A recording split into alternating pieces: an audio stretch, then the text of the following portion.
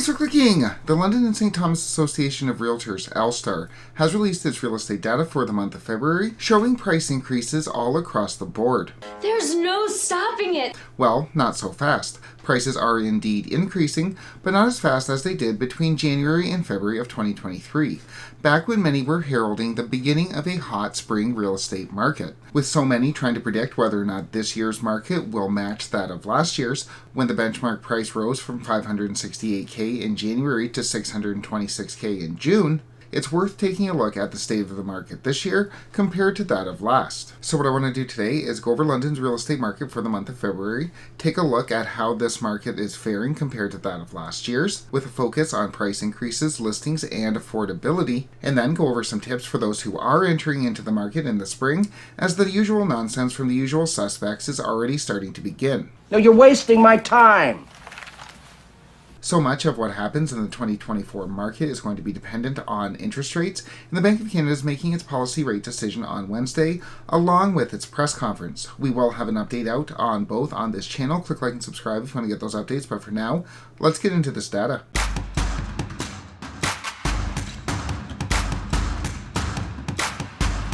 Onto the data. First up, the benchmark price. The benchmark price, that's the price of a home that represents the most popular set of features. The benchmark price in January was $573,300, and that jumped up about $14K to $587,400. So the price of a home in London that has the most popular set of features is up about $14K in February and up about $16K in 2024 overall.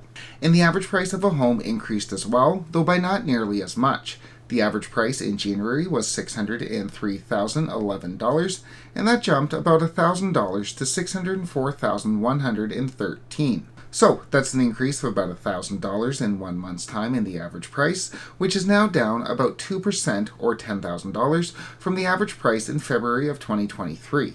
And the average price is also down about 26.5% from February of 2022, back when many of the same forecasters who now tell us they know what's going to happen said we wouldn't be seeing a slowdown on higher interest rates. With that said, the median price of a home shot up as well. The median price, that's where half as many homes sell over that price and half as many sell under that price. The median price in January was $575,000, and that jumped up $10K to $585,000 in February.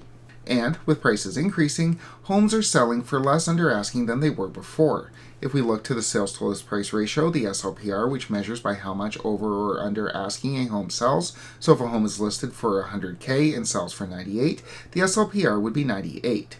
London's SLPR in January was 97.4, and that jumped up to 98.9 in February. So, on average, homes are selling for 98.9% of their asking price. So the commission? Oh, yes, right. Yeah. And London is also seeing a tightening of inventory as well. If we look at the months of inventory measurement, the MOI, which measures if no more homes came to market, how long would it take for London to completely run out of homes for sale? In January, the MOI was sitting at 2.9 and is now sitting at 2.3 as of the end of February. So we have the benchmark price up $14K, the average price up a little over $1,000, the median price up $1,000. Homes are selling for less under asking than they did before, and we have less inventory relative to demand on the market. Yet, while we are seeing price hikes, the intensity of those price hikes are not as severe as they were between January and February of 2023. In 2023, last year, between January and February, we saw the benchmark price increase by 3% compared with 2.5% this year. The average price increased by 9% compared with 0.18% this year, and the median increased by 8% compared with 1.75% in 2024. And the less severe price hikes could be due to the amount of inventory coming to the market. Last year, between January and February, London saw a decrease in new listings of 6% compared to an increase in new listings of 17.5% this year. That's a lot more new listings coming to the market than we saw in February of last year, and pretty much back to where new listings were pre-COVID. And on the whole, London has a lot more inventory starting off in the spring market, a lot more active listings. In fact, London is starting off March with the highest number of active listings than it's had for the past 7 years. With that said, we're also seeing a major increase in the number of sales, the amount of demand coming to the market. Between January and February of 2023, we saw an increase of 21% in the number of sales, compared to an increase of 34.5% this year. With that in mind, although sales are up substantially from this point in time in 2023, if we look back over the past 12 years, we can see that sales are just about where they were pre-COVID. So, in summary, looking at all this data, we are seeing price increases, though not as severe as last year. We are seeing a major increase in new listings and a major increase in the number of active listings heading into the spring market, but we're also seeing a major increase in sales. What is all this telling us? It's telling us uncertainty. Demand is higher than it was last year, but so too are listings. Listings are way up, both new and active. Given that barely a day goes by that we don't see an article heralding the end of high interest rates and the beginning of the real estate market taking off, you'd think that we would be seeing a lack of inventory coming to the market, that sellers would be holding off on selling their homes as these guaranteed price hikes are just a few months away. But they're not. Sellers aren't holding off on the sales. It's the best thing for both of us. And that has to be difficult for the usual suspects, talking out of both sides of their mouths. On the one hand, telling buyers that they better buy now or real estate prices are going to go to the moon, but also getting listings, when, in their own words, it makes no sense to sell now, with all the reasons in the world to wait. Different things, different days. But what about affordability? Is it any different than it was last year?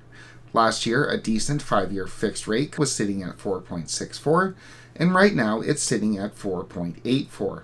Not a big difference. Not enough to change affordability for the average homebuyer, especially when the benchmark price is only $4,000 higher than it was a year ago. So, when comparing the beginning of the real estate markets in March of 2023 versus 2024, there really isn't any outliers, beyond maybe the number of active listings, which as we saw, is sitting at a 7-year high. Prices are about where they were a year ago. Affordability is about where they were a year ago. We do have more listings coming to the market. We have a lot more listings on the market, but demand appears to be coming back as well. What this does tell us is that buyers still have at least some power when they go to negotiate. No, you don't. No, you don't. And yeah, it's definitely that time of year again, where realtors, and yes, I'm calling them out specifically, tell their clients that if they don't go in with an unconditional offer, $50,000 over ask, they're never going to find a house again, just like they did in March of last year. And I bring this up because of finance conditions, which A, many realtors hate them,